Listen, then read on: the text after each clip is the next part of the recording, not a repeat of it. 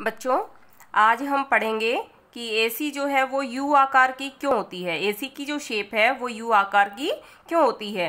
देखिए, आप एसी की शेप देख सकते हैं।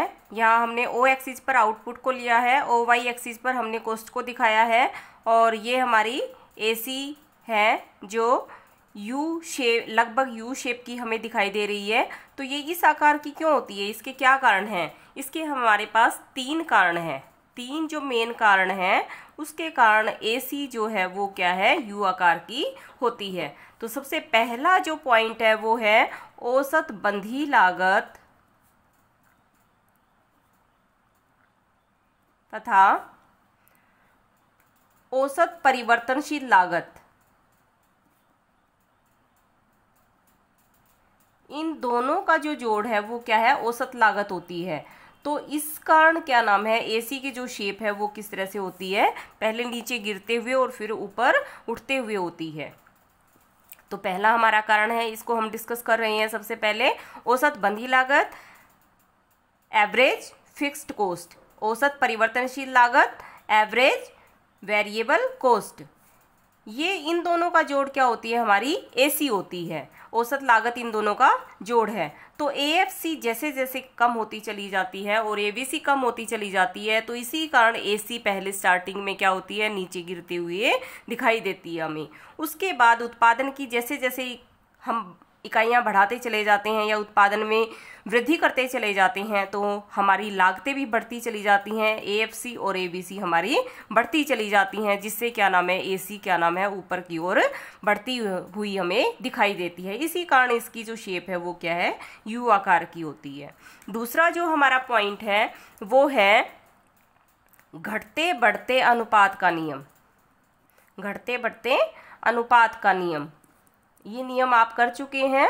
तो इसमें आपने देखा हुआ होगा, पहले उत्पादन बढ़ती दर पर बढ़ता है, फिर समान दर से और फिर घटते क्रम में बढ़ता है।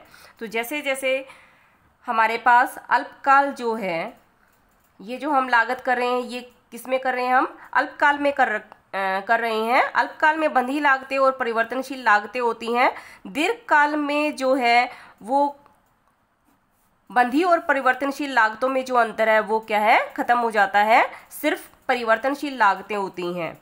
तो अल्पकाल में घटते बढ़ते अनुपात का नियम लागू होता है, जिसमें प्रारंभ में हमारे पास बंधे और परिवर्तनशील साधन होते हैं। बंधे और परिवर्तनशील साधन जो हैं, उनका जो बेस्ट कॉम्बिनेशन होता है दोनों का, उसकी वजह से क्या नाम है, हमारा जो प्रोडक्शन है, उत्पादन है, वो क्या है, बढ़ती दर पे बढ़ता है। यानी कि लागतें जो हैं वो क्या हो जाती हैं, कम होती हैं। उत्पादन बढ़ता है लेकिन लागतें हमारी कम होती हैं। लागतों के कम होने के कारण जो हमारी एसी है वो भी क्या नाम है, नीचे गिरती हुई होती है, या उसकी शेप क्या है, लागतें कम हो जाती हैं।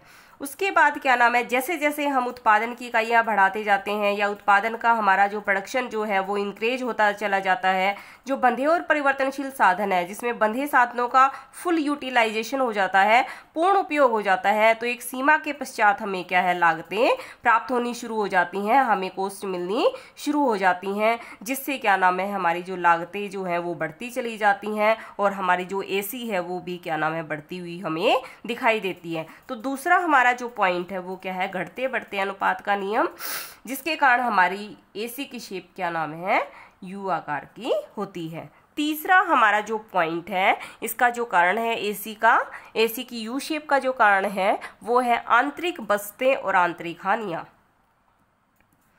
आंतरिक बस्तें तथा आंतरिक हानियां।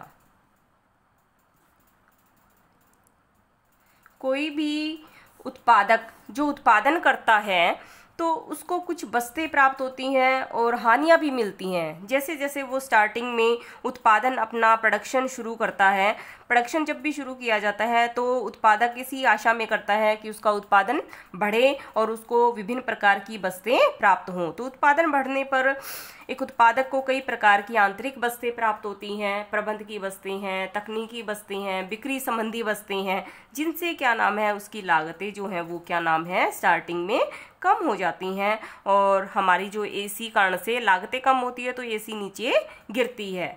और जैसे जैसे उत्पादन और इंक्रीज करता चला जाता है, हमारा जो उत्पादन है वो बढ़ता चला जाता है, तो एक ऐसी स्थिति आती है, स्टेज आती है जहाँ पर जो हमारा प्लांट है, मशीनरी है, उसमें कुछ तकनीकी कठिनाइयाँ आ जाती हैं या प्रबंध की कमियाँ आ जाती हैं, जिसके कारण जो हमारा उत्पादन है वो फिर से कम होता चला जाता है। और उत्पादन कम होगा तो फिर क्या नाम है, हमारी कॉस्ट फिर से बढ़नी शुरू हो जाती हैं।